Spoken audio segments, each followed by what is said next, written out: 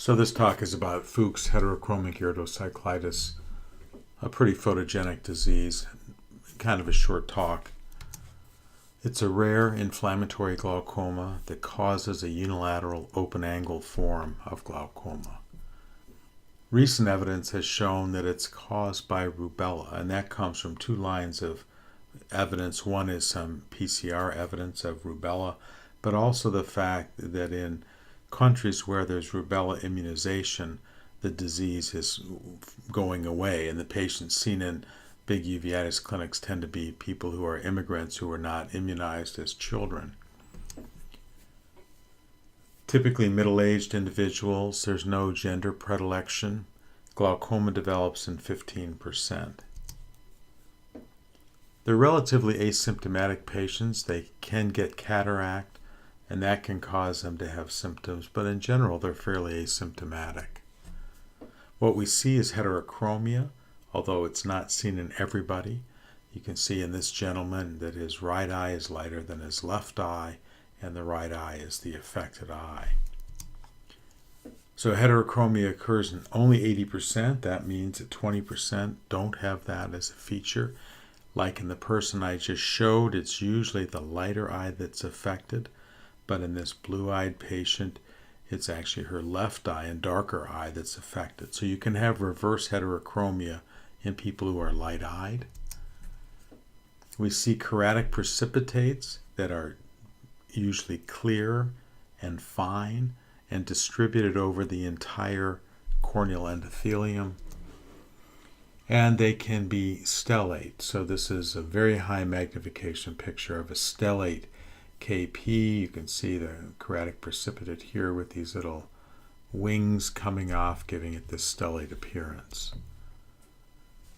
And these two pictures, one a red reflex, one a slit lamp, showing that these are diffuse. They don't settle down below like mutton fat KP can, but they're generally diffusely distributed over the corneal endothelium. Truth in advertising, this patient actually had a different form of uveitis, but just had features that were very characteristic of Fuchs, including these stellate-like KP that are distributed across the corneal endothelium. This is exactly what you would see in a patient with Fuchs. You can see these little KP here with the lines or stellate nature coming out from them.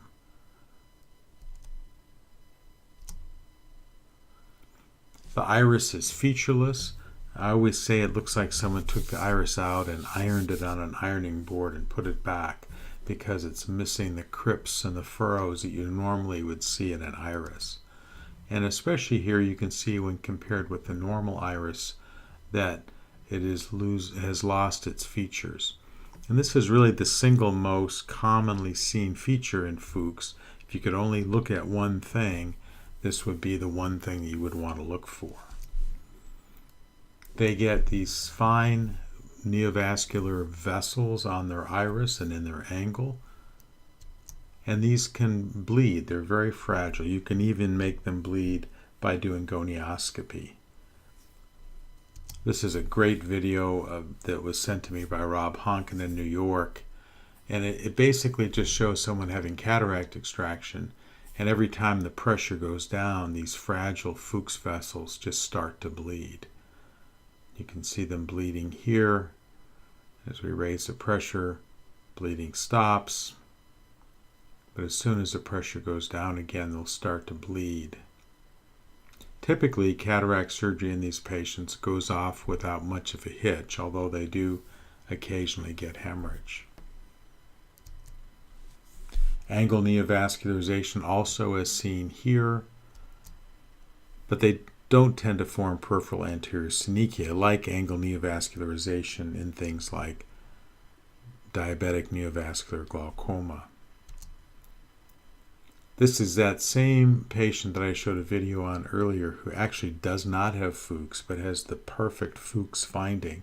You can see this fine neovascularization throughout the angle, 360 degrees, that does not form peripheral anterior synechia.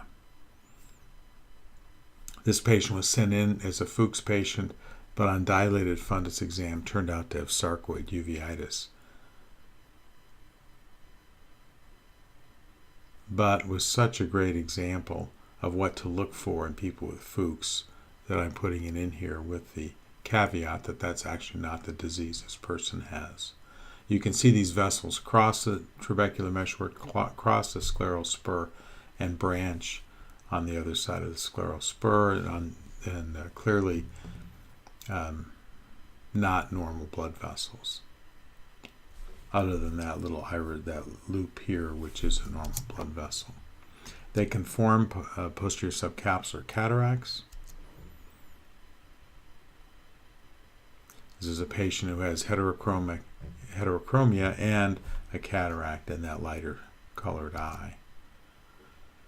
Usually these people are treated with aqueous suppressants. We don't treat them with steroids. They don't help, and they can cause a steroid-induced glaucoma. Their course is much like primary open-angle glaucoma. Cataract surgery is generally not overly complicated.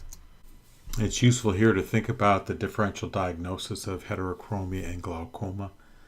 When the lighter eye is affected, we think about things that are inflammatory, like Fuchs heterochromic iridocyclitis that we just talked about, also glaucomatous-cyclitic crisis or Posner-Schlossman syndrome, and any chronic iridocyclitis can cause heterochromia with the lighter eye being affected.